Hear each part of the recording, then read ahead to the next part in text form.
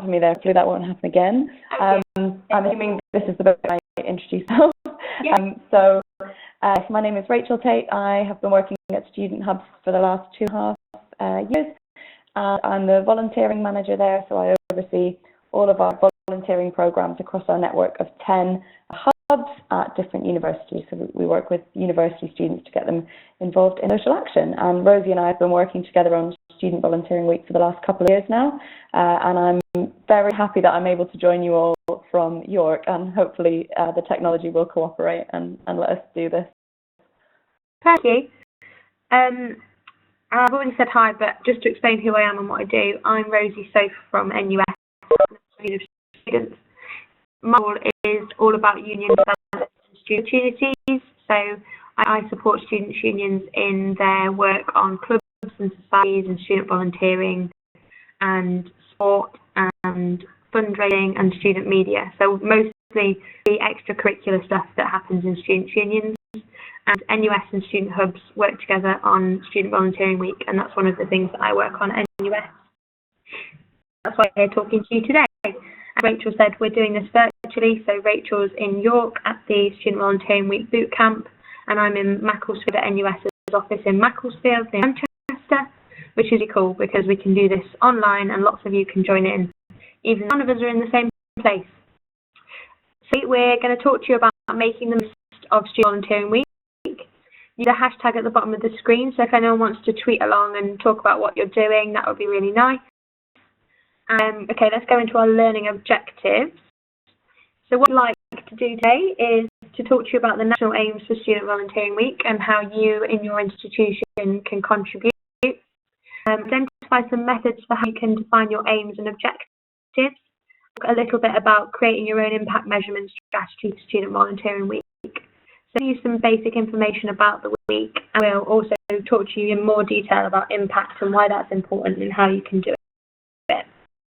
To start, Rachel's just going to talk us through the dates and some exciting stuff about how old Student Volunteering Week is. Yeah, so hopefully you all have seen sort of save the dates all over social media and through the Student Volunteering Network mailing list. Student Volunteering Week 2016 is Monday the 22nd to Sunday the 28th of February, so that's the last week of February. And there is actually the 15th anniversary of Student Volunteering Week, which is really exciting. So Student Hubs and NUS have been running it together for the last 4 years, but actually 11 years of Student Volunteering Week before that. And a little bit about Student Volunteering Week in general. I can sort of put up to speed on what happened last year. Rosie, if you just go to the highlights from 2015. No, they're on screen. Thank you. So, yes, 86 different colleges and universities who actually ran events. So that meant that there was stuff happening on 86 different campuses all over the UK. Actually had an additional 30 volunteering centres at colleges and universities who were putting on social media and just kind of doing more general publicity. Here we are hoping to hit that magical number of 100 in terms of campuses that are actually kind of putting events, having activities that students can get involved in. Last year, 34% of volunteering teams were new to SVW, which just shows that there is still so much scope for the campaign to grow and so many more volunteering teams that are keen to be part of something national and to kind of think outside the typical kind of university or college bubble. We had over 492 different events, over 8,000 volunteers, and that's only data from 3/4 of the colleges and universities that took part. So you can imagine that number would have actually been a lot higher. 55% of event attendees were new to volunteering, and we were able to get that stat because of kind of the top of this webinar, which is impact measurement. So we asked people to track that, and that's the report that we got back across the country. It was an average of about 55% of attendees that had never volunteered before, which is amazing. And we also heard from institutions that 62% of them saw an increase in participation after the week itself, within that kind of 3 weeks afterwards. So it does show that it does have a really positive impact on the ground, which is exciting. If anyone has any questions about those statistics, then please feel free to ask in the chat bar.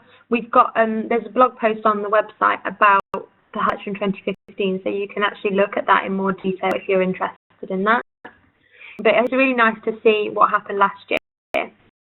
So this year then, some of the that we'd like you to be aware of and that you can get involved with. We are now running a boot camp. It's just starting in York. We ran one in Birmingham yesterday, one in the day before, and there's one more next week at UE in Bristol. So thanks to them. I think I've just seen there's someone from UE in the space today. So thanks for hosting us next week. There are still spaces on that if anybody would like to come along. They are primarily for student volunteers, although we have had some staff and SABs coming along to that too. It's to basically prepare you for Student Volunteering Week, give them skills to deliver a really good Student Volunteering Week, and hopefully get you to doing collaborating locally. So one of the themes for this year is collaboration, and because we're doing these boot camps in a wider spread across the UK, people will be more able to collaborate with each other. And then going really well. We've had a really, really good time talking to everybody, and I think a couple of you came to the London one or sent students to the London one, someone in the chat earlier, and said that it was really useful, so that's really good feedback, thank you. The other thing which is live and now, and something you really do need to think about, is the Student Volunteer of the Year. Nominations close next Friday, so that's a week today. We've got lots and lots of nations, but we still would really like some more, and we know that there's lots of teams that haven't put any nominations in. And it's exciting. It's a national award. It's awarded on the first day of Student Volunteering Week on the 22nd of Feb. Big event in London in City Hall. And we pay for the shortlisted candidates to get there, so you don't even have to worry about that. And there'll be lots of people from the voluntary sector at that event. There'll be lots of MPs and generally people who are high profile in the sector. And we do lots of press coverage and communications about that. So the person that wins that award will get kind of 5 minutes of fame in volunteering, and it's really nice to be able to recognise someone who's done loads of different stuff for volunteering. But even if students don't get shortlisted or longlisted, we send an email to every student that gets a nomination to say thank you and well done for being such a good volunteer. So it's a really good way for you to say thank you to your volunteers. If you want to know anything else. The next thing is the blogs on Student Volunteering website. We really want people to blog for us. There's much that Rachel and I can talk about. So if you've got either examples of stuff that you're doing in your Students' Union or your hub or your volunteering team, or if you'd like to get your students to blog for us, they only have to be 600 words max, so it's not a long, lengthy thing. And you can cover basically whatever you want to do with volunteering, to do with the week. Maybe it's something that you did last year that you'd like to tell people about. So that's something that you get involved with now and in the lead up to Student Volunteering Week. And also afterwards, if you want to blog about what you did, that would be really nice too. I think we've got a question from Anya about attending the celebration. Does it always happen on that Monday? It has done for the last few years, Anya. Rachel, I don't know whether you want to comment on the date for the celebration event.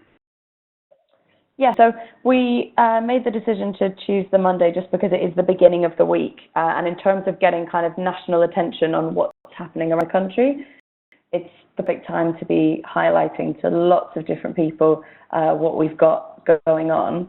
That being said, we're always kind of open to feedback. That date has been confirmed for 2016, but the survey that we send around at the end of the week always includes a question about the celebration event and kind of national scheduling. As you can imagine, it's a real challenge for us to put everybody. But we found that as a launch event, it really does work well on the Monday. But maybe we just need additional events in future years that kind of suit lots of different people. Do let us know if you've got feedback. Thank you. Press coverage. One of the things that we focus on a lot is press coverage and communications on at a national level. So NUS has got some really good press officers, and I think we have access to 700 news desks. So doing lots of coverage of the things that you're doing locally and national stories. We'll talk about the long list and short list for Student Volunteer of the Year.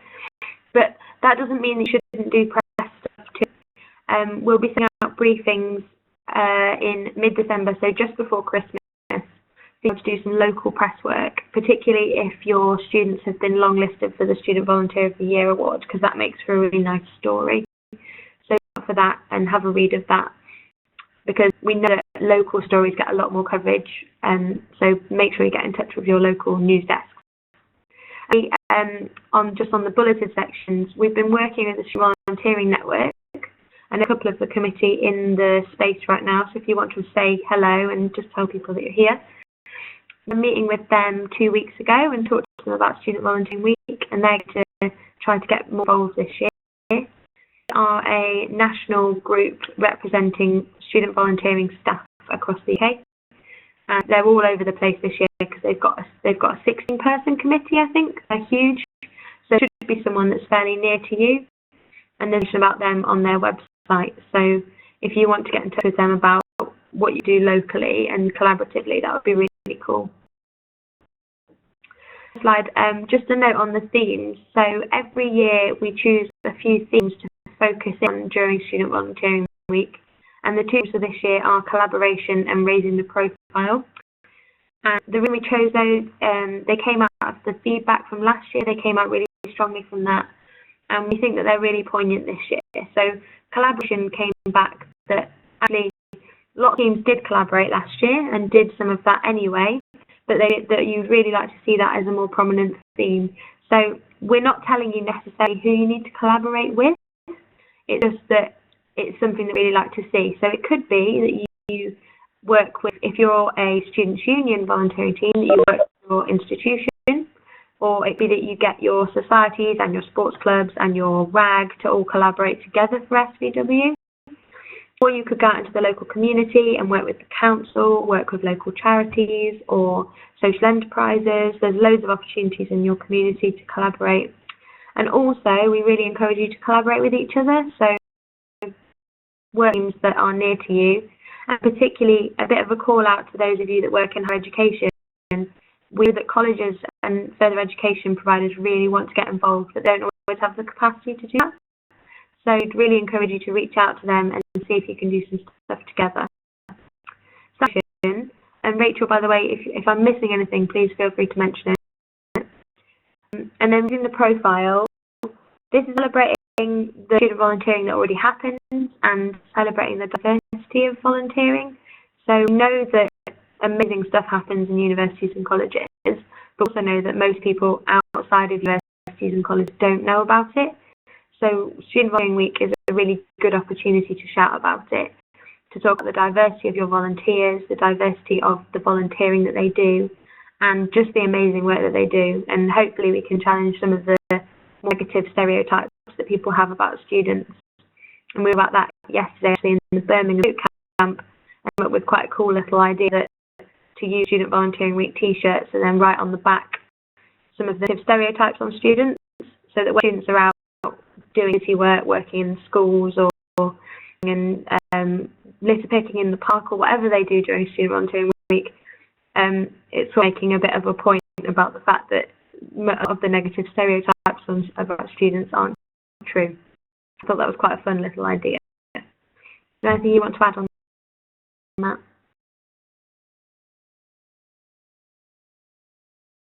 No? So they're kind of what we're focusing on this year, Student Volunteering Week. And with all of this, impact, measuring our impact and knowing what impact we're trying to make is really important. And so that's why this session is mostly going to focus on that. And hand over to Rachel now, who's going to introduce this to you. Thanks. Can you hear me? Yeah. I'm having some trouble with the meeting and unmuting. Yeah, brilliant. Okay, so we'll just really quick introduction to impact measurement in general, and then we'll move on to talk specifically about impact measurement for Student Volunteering Week. So just to kick us off with the definition, impact measurement is the process by which you measure what effect your project, program, or initiative has had or is having on an individual, community, or the environment. If we just go to the next slide, That essentially means that impact is the measurable changes that result from an activity. So you take kind of activity, there's a reason why you choose to run something. And that tends to be an aim to improve something or increase something or change something for the better. And so we've just got a quick example here. So the aim might be of anything, to improve student engagement in societies. And then in order to do that, there are lots of different things that you could be doing. And one example of an input might be to run some sort of awareness campaign, so using posters, social media, lecture shout-outs, to raise awareness of society, but also to actually drive people to participate in them. And then as a result of that input, as a result of that campaign, you should theoretically see some outcomes, whether they're intended or unintended, that result directly from activities and from the input that you do. Those should, in an ideal world, contribute to your overall aim. So the outcome of an awareness campaign might be that you get a number of new members in societies, and you're able to prove that by counting and showing a difference in membership numbers. You'd probably also have some kind of, it'd be nice to have some sort of quantitative stuff to go alongside it in terms of being part of a society, kind of improve people's experience at university. Do people feel more engaged in student life as a result of being in societies? Overall, that kind of collection of all of those things shows an impact, would be that community of engaged students. So there's lots of different pieces that make up impact measurement, and we'll talk you through what that looks like for Student Volunteering Week. Yeah, so just quickly, impact measurement is really important for two main reasons, I suppose. Proving, improving.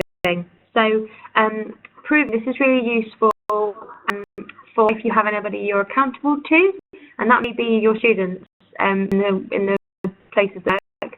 So proving the value of something, proving why you spend time doing it, showing value for money, communicating the strengths and weaknesses of the programme, and laying a foundation for bigger impacts in the future. Improving, so if you don't look at this, you might not be able to see that you've made any improvement. So it's really important to do this to understand the current impact that you're having. As Rachel said before, sometimes this is unintended impacts, not necessarily always the stuff that you planned. It's really useful for looking for areas for development and making decisions about the future, and also for making comparisons, so being able to see how things work differently in different places, or when programs differently, does that have positive impacts, negative impacts? So just to kind of talk to you about why this might be useful. What we're going to talk you through next is the vision and mission for Student Volunteering Week this year.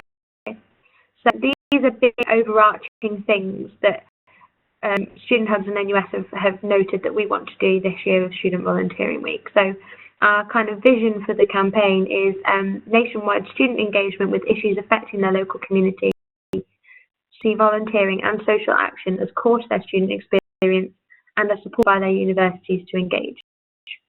So that's huge, it's massive, and that's basically what we're working towards with this campaign. So if we're not doing that when we're a webinar or running a boot camp or designing press and communications, then we have to question why we're doing it and whether it's helping us towards our vision. And then, which is a bit more specific, is to enable collaboration within and between different sectors and to raise the profile of individual volunteers and opportunities across the UK. So that's those two themes that I talked to you about before, that's where they come from the mission. So you can see the first part is about collaboration and the second part is about raising the profile. Now, you don't worry too much about that, but it's really good for you to have those in the back of your mind when you're thinking about your Student Volunteering Week stuff. Welcome. Can you hear me? I think Rachel. Hello? Can you hear me? Yep. Sorry. Yes, okay, so these are some of the outcomes that we're looking for, and these all do link directly to mission and vision, but you can probably see that they're slightly more specific, and it's just kind of easier to imagine how the campaign can directly contribute to these, and then these in turn contribute to that mission and vision. So here are a few examples of things that we are going to be directly tracking during and after the week and over the years as well, because obviously seeing that year-to-year progression is really important. So one of the things is that students see social action as core to their student experience. So we encourage all colleges and universities to include a question like that in kind of feedback surveys and things that they're doing during the week. This year we'll talk about that later, actually, what we're kind of doing nationally to gauge some of this stuff. The second is that students feel supported by their institution to engage. So that's a question around, do you feel like you're actually encouraged by your college, university, and to take part in volunteering? And that's not necessarily about you guys, because obviously the roles that you're in, it's a no-brainer that you're encouraging and supporting people to engage, but it's more about the kind of wider culture of a college and university. So we think that's really interesting. So that you guys feel supported by your institution as well. And the nice thing about a national campaign is that you can turn around and say, look, I'm part of this big thing that's happening all over the country, and you can gauge kind of the support that different members of staff at other colleges and universities are getting from their institutions. And obviously we believe that you should feel supported by colleagues and by kind of management, and it should be a priority for all colleges and universities. And then what else have we got on here? We've got raising the profile, obviously. So that's about, how much coverage actually is there out there about student volunteering and about opportunities. Do enough people know about what's going on? We also want to see that students are inspired to make a positive difference and they're actually getting involved. So that's that 62% of colleges and universities seeing an increase in participation numbers. That links directly to that outcome, so that's really exciting. Finally, for this year in particular, we're really interested in collaboration, as Rosie said. So we need to see that collaboration is actually increasing before, during, and after the week itself. And we'll be doing some very simple measurements of that. Things like how many events on our What's On page can we tell are being run in collaboration. Things like kind of how many different regional meetings are taking place. Obviously, the boot camps directly contribute to that as well. So we've got lots of bits and pieces, and we kind of apply different bits of data to different outcomes to show whether or not we're actually achieving that. Thank you. Any questions about those, please feel ask, because we know that we're kind of doing a lot of talking at this stage and we're giving you lots of information. So just a little bit on something called double benefit. We, Student Hubs and NUS are partners of a campaign called Step Up to Serve. And they have a really great but ambitious target to get 60% of young people, aged 10 to 20, doing some sort of volunteering or social action by the year 2020. Now, this double benefit thing isn't new. It's on the file of a lot of people in the volunteering sector at the moment. And basically what it means is that with social action, so volunteering and social action is basically the same thing, students benefit from it. So students who go and do volunteering will have some benefits, whether that's that they feel happier or that they have made new friends, or perhaps something to do with their skills and their experience, which might be able to help them to get a job or to go on to further study. We know that students benefit from the volunteering that they do and that those benefits are massive and diverse. But society benefits from social action. So if your students are going and working in local schools and doing mentoring projects, they're actively benefiting society. Most of the volunteering that we do in a university or college setting has this double benefit, and I just wanted you to be aware of that. So when you're thinking about the impacts that you're measuring and what you're thinking about for Student Volunteering Week, you are considering this double benefit and whether what you're doing is benefiting students or society or both. And explanation for you. Now we're going to go into the more specifics about this year and what we're doing and what you can do. So, Rachel, do you want to just tell them about what we're doing this year? and for impact measurement. I think about, but I think here. Wait. Hello. Hi, sorry. Don't worry, it cuts out every time I need you to speak. It does. It's really as soon as I'm about to talk, I can't hear anything. Fine. Okay. Brilliant. So we're off to let me talk about our methods. So yeah, as kind of alluding to earlier when we were on the outcome slide, we track it in lots of different ways, and we obviously have quite a lot of audience groups that we are interested to get opinions and data from. So some of those are students directly, and we often do that through colleges and universities. So people send us in bits of data and things that they've collected, which is really useful. We also survey staff that are actually kind of leading activities and hosting SVW on your campuses, because you've got the best sense of what's actually happening on the ground. We also love to back up any data with case studies and stories and photos, videos, and things that really bring the data to life. And then inevitably we also do a lot of observing, which might sound a bit creepy, but we're tracking what's going on social media. We're tracking who's got SU stuff mentioned on their website. We're keeping an eye on the what's on page, keeping an eye on local press coverage, and we record absolutely all of that every year, so that we're really able to get a sense of, is it increasing each year? What help that we're providing is driving things to kind of improve? What sort of regional collaborations are helping people out? What great ideas are people coming up with for events, for getting feedback? That kind of stuff. So that's a little bit about some of the methods that we use. And we also do a lot of, as I said, year-to-year comparisons as well. Handy. And then the next slide, I think, is about being part of our national impact. So as I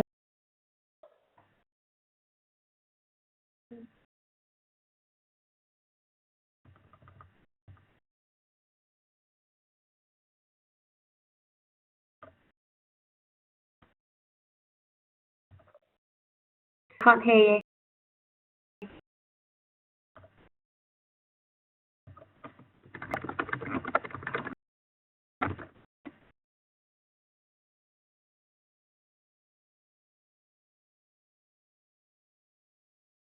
I think so. I'm not sure if people can hear me as well, but hello, about I know why we're losing you, but I certainly missed some of that. okay, sorry. I'll just run through this again quickly. Rosie, if it goes again, just take it from me, obviously, because I don't want to slow things down too drastically.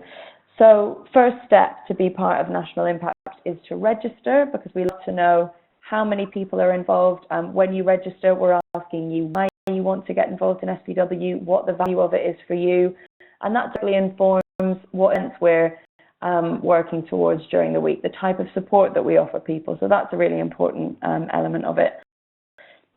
We're asking people, again this year, to submit the events that you're running via our What's On page. And you can still see last year's What's On page on the website. If you go to the blog that's sort of highlights of 2015, there is a link on there, and that will take you to a listing of, I think, at least 300 different events that ran last year are documented on there, broken down by college and university. So it's really cool to see that. Obviously things like photos are fantastic. You've probably seen the refreshed branding.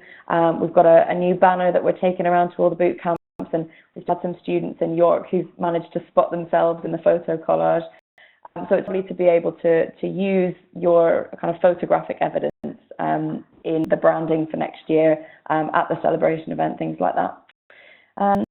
We're also going to be creating some things this year. So last year we just gave guidance on suggested things to include, and this year we're actually going to take it a step further, make it even easier, and bring together some central feedback stuff that you guys can use. And then you will be able to access that data just for the students from your college and university as well. Obviously, completely optional if you use that. But if you do that way, the data will not only be available for you, but also for us nationally. So we're working on the technical setup at the moment, and you'll hear more from us soon. And then finally, a huge source of feedback and ideas for improvements for us is the staff survey that we send around after the week. We usually give people 2 to 3 weeks to fill that in so that you guys can really reflect on what was working, what wasn't working, what support from us was useful, what do you think we should be doing next year. So, I mean, a very clear example from this week is that the feedback from last year was that people loved the idea of having student training events. And a real call from all over the country for us to bring these to new cities. And so we've done it. And here we are in 4 different cities with boot camps. So the stuff that you send us in the survey means a lot, but it's not the only time that you can give us feedback, because we are always just at the end of the phone or an email if you've got other ideas in the run-up to the week. Technical problems, we lost you at the start, but so Rachel's explained how you can be part of national impact. Now, I talked to you a little bit more about what you can do locally in your college or university to help with this and to do this for yourself. So it's quite simple. Impact can get really complicated, but if you keep it simple, and we've kind of done that here, it's actually quite easy and it's really useful to do. So start to identify what your aims are, and there's a little example there about increasing satisfaction. How can you achieve the aims? What activities will you actually do to achieve these? Again, there's another little example about if you wanted to increase satisfaction as your aim, you do a thank you campaign using social media. You could run a training session to boost skills. You could email all of your volunteers, and you could do specific targeted social media activity. So they're all really sensible, practical things.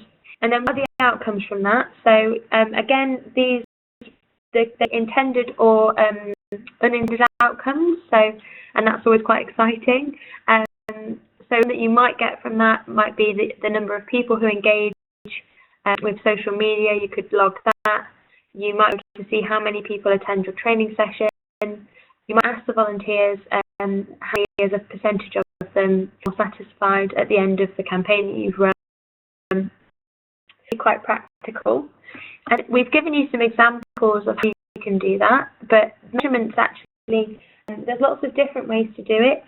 We've talked about surveys in quite a lot of depth, but or as Rachel said before, in terms of tracking, which does sound a little bit like 1984, you can track social media, you can look at newspapers and websites and see what's being talked about that's relevant to this.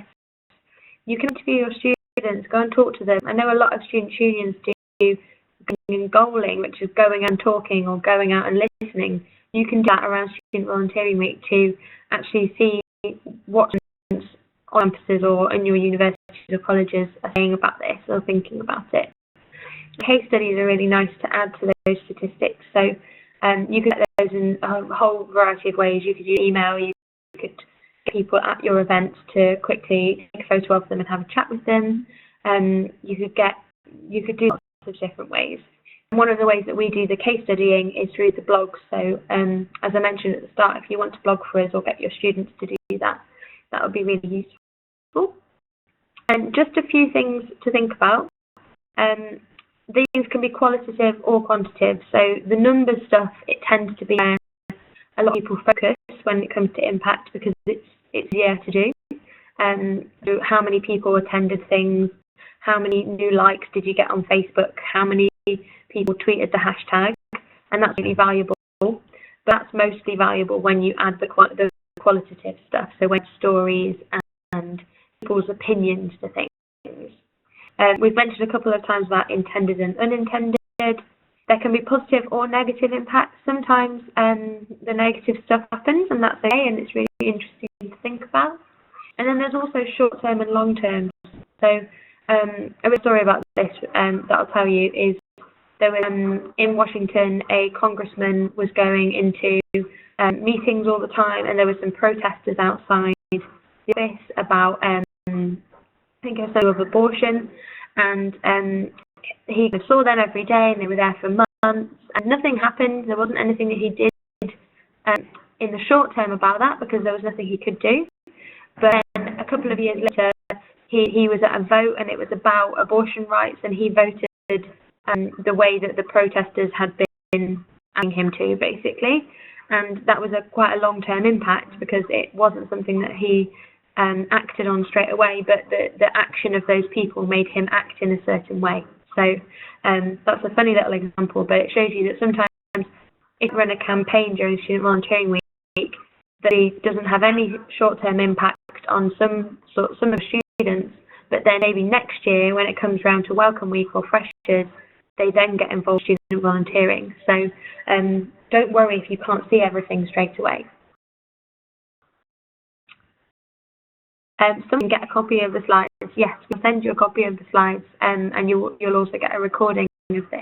So don't worry if you can't write everything down. That's basically it. We've allowed a few minutes for questions, and I think Rachel's just going to talk you through a couple of good examples from last year. That's right. So I'll just wait for the slide to pop up so that I can. I think it should appear in a second. Okay, there it is. Yep, got it.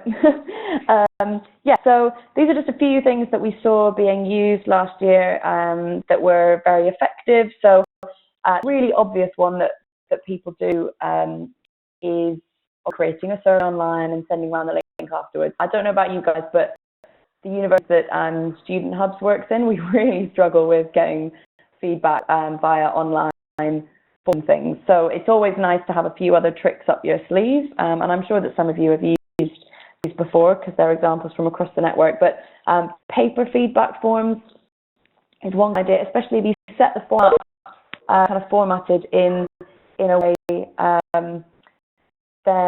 then it should be very easy to kind of input that data manually. It does take a little bit more time, but I think the time is worth it because of huge increase in responses that you get. And I can see that Anya's commented chat bar that they did paper last year.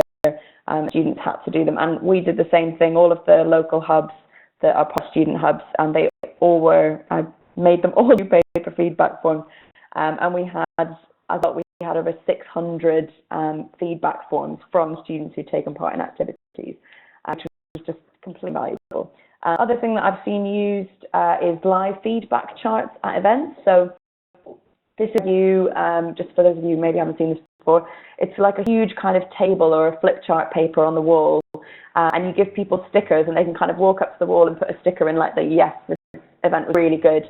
People can write comments on post-it notes and add them to the wall. So it's quite a nice kind of collaborative group way of doing feedback. So if you are having events in spaces that might suit that, there's an idea for you, and then you can kind of add total up and do a little report on that. Some people also tried to do pre-week surveys. You can do this with a kind of completely random cross-section of students. So for example, you could send an email to everybody on your volunteering mailing list and ask them to feed in a survey before SVW and then after SVW.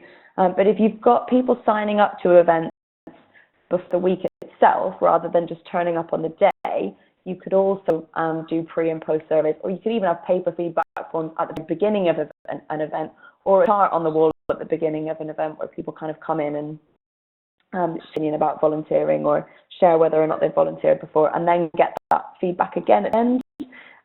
So that's quite a nice way of doing it. And the final thing that we saw done a little bit last year, which it would be great to see more of, is what we call feedback triangulation. And this essentially means that it just kind of gives your feedback a bit more credibility, and it's about getting feedback from multiple sources that all kind of prove the same point.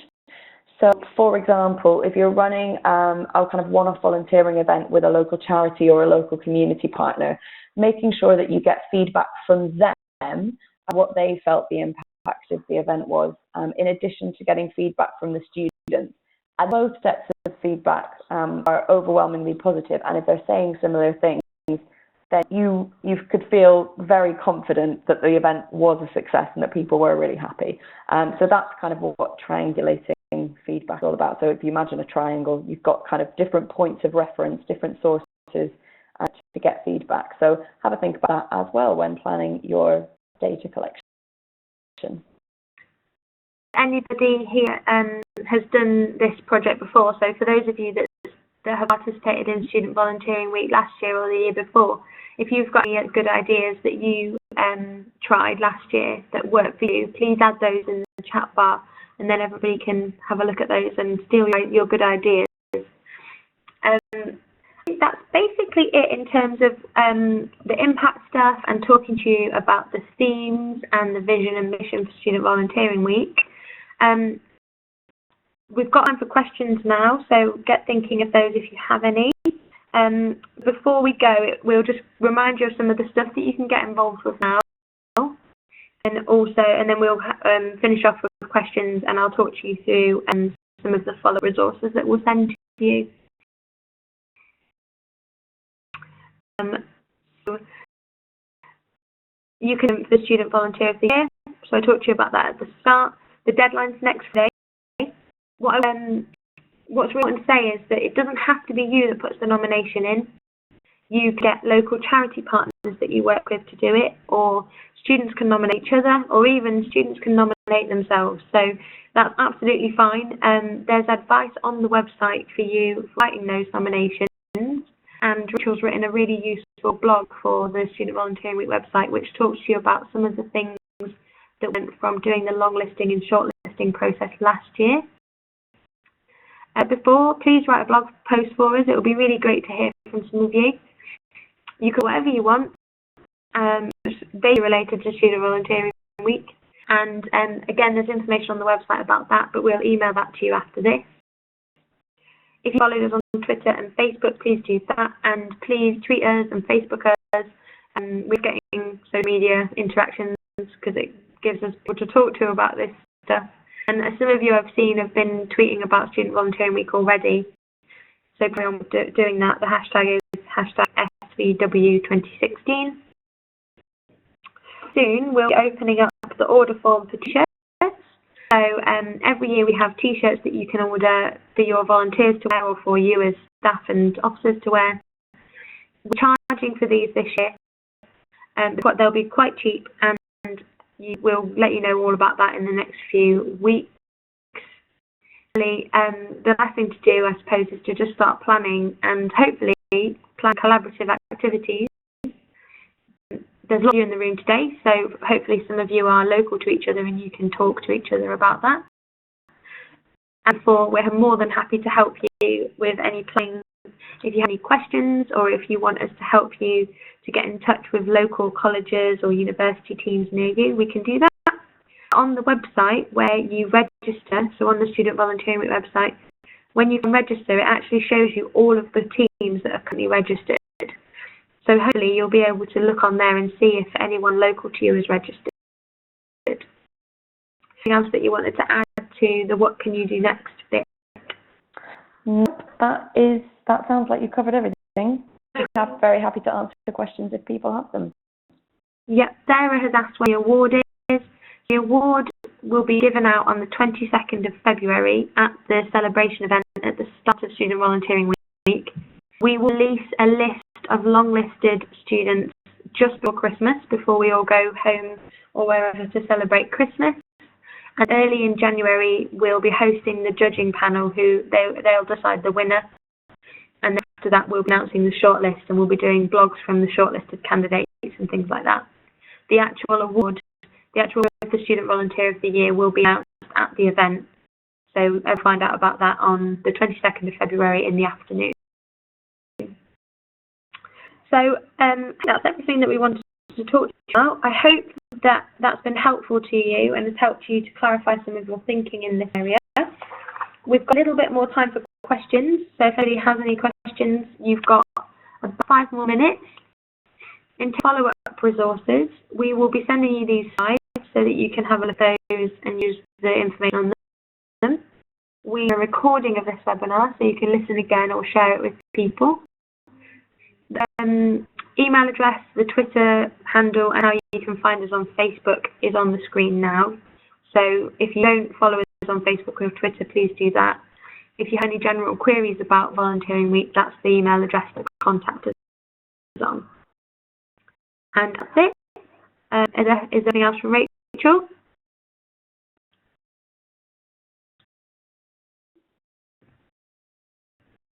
I don't, Rachel, which is fine. as I said, you've got a couple more minutes. Does anyone have any questions? It can be about something we've covered, or it can be about something that I haven't talked about that you need to know about for SVW.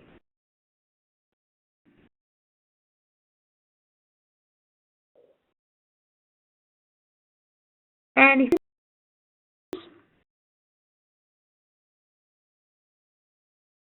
No? People say no? Well, you're very welcome.